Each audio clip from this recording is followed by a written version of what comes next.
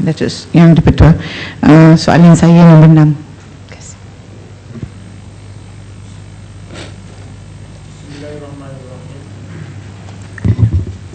Bismillahirrahmanirrahim.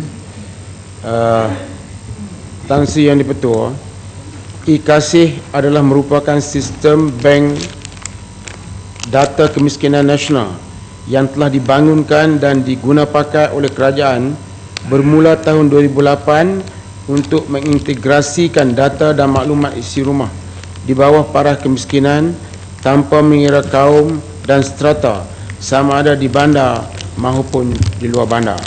Melalui sistem ini, bilangan kedudukan dan status kemiskinan setiap isi rumah di dalam e-Kasih akan dipantau dan dilaporkan bagi menentukan jenis program dan bantuan yang diperlukan melalui need analysis yang dilakukan.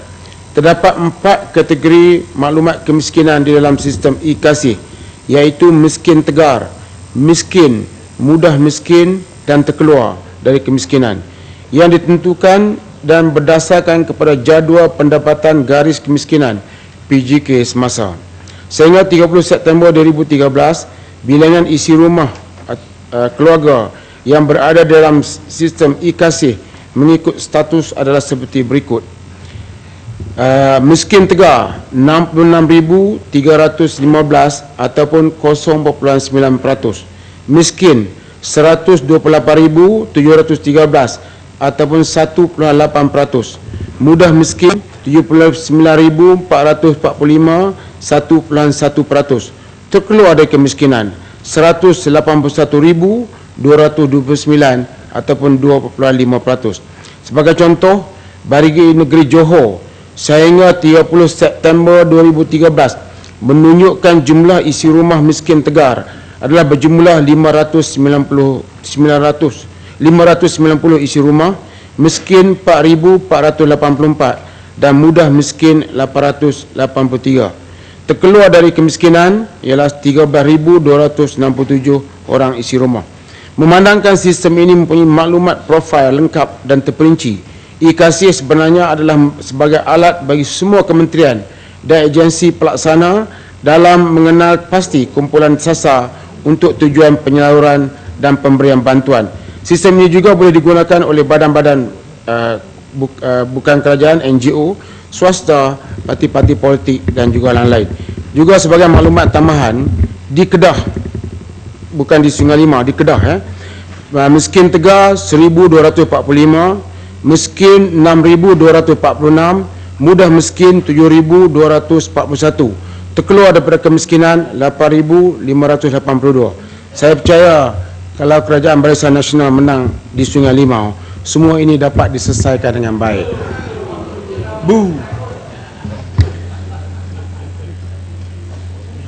Terima kasih Datuk Speaker, terima kasih Menteri. Saya memang pernah mendaftarkan juga beberapa orang daripada kawasan saya, tapi saya tak pernah mendapat balik maklum balas sama ada mereka ini dimasukkan di dalam e-Kasih ini.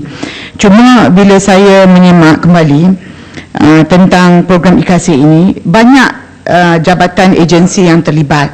Ya, di antaranya ada Yayasan Sejahtera, ya, yang juga ditubuhkan untuk tujuan pembasmian kemiskinan. Pada masa yang sama, Jabatan Kebajikan Masyarakat di bawah Kementerian Pembangunan Wanita dan Kebajikan Masyarakat juga terlibat. Jadi kita semua tahu bahawa Jabatan Kebajikan Masyarakat ini adalah satu jabatan yang selama ini mengambil menjadi tanggungjawab mereka untuk menjaga kebajikan rakyat. Saya ingin tahu apakah rasionalnya e-Kasih ini diletak di bawah Jabatan Perdana Menteri, sedangkan yang melaksanakannya adalah daripada Jabatan Kebajikan Masyarakat, Yayasan Sejahtera, dan kemudian untuk verifikasi dan sebagainya terletak kepada fokus group pula di setiap daerah. Jadi begitu luas apa ni orang kata dia punya skop begitu. Saya mohon penjelasan. Yang Berhormat Tan Sri Speaker, apa pun yang diletakkan di bawah Jabatan Perdana Menteri bererti ianya adalah untuk kegunaan semua pihak. Kita ialah pengkalan data. IKASIH ni ialah pengkalan data. Kita membuat membuat bancian, dan selepas itu kementerian-kementerian akan menggunakan IKASIH ini untuk menyelesaikan masalah kemiskinan. Contohnya untuk memperbaiki rumah, sekarang ini dibagi terus kepada Kementerian Luar Bandar, memperbaiki dan juga membina yang baru, Kementerian Luar Bandar. Dan tiap-tiap kementerian, terutamanya beberapa kementerian yang Berhormat telah sebutkan tadi, termasuk Yayasan Basmi Kemiskinan di peringkat negeri, boleh menggunakan data ini, termasuk Kementerian Wanita menggunakan data ini. Dan data ini penting sebab apa? Kita akan menentukan sama ada mereka ini sudah terkeluar daripada PJK, garis kemiskinan yang telah disebutkan tadi. Garis kemiskinannya contoh macam di Semenanjung ni adalah 820.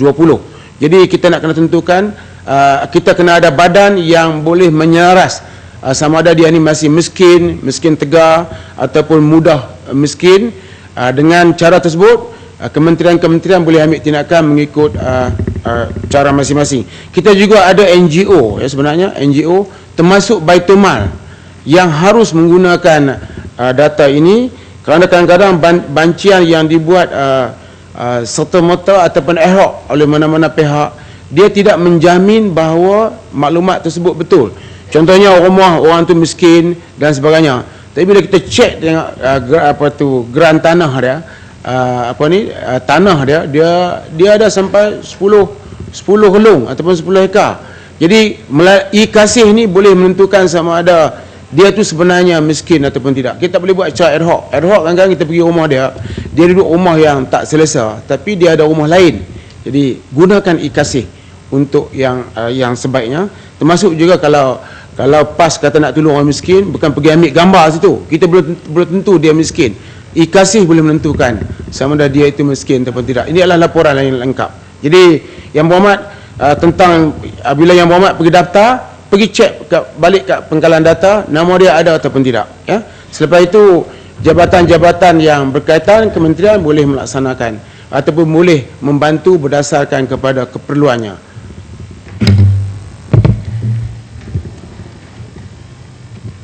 Kepala Batas. Terima kasih Tan Sri.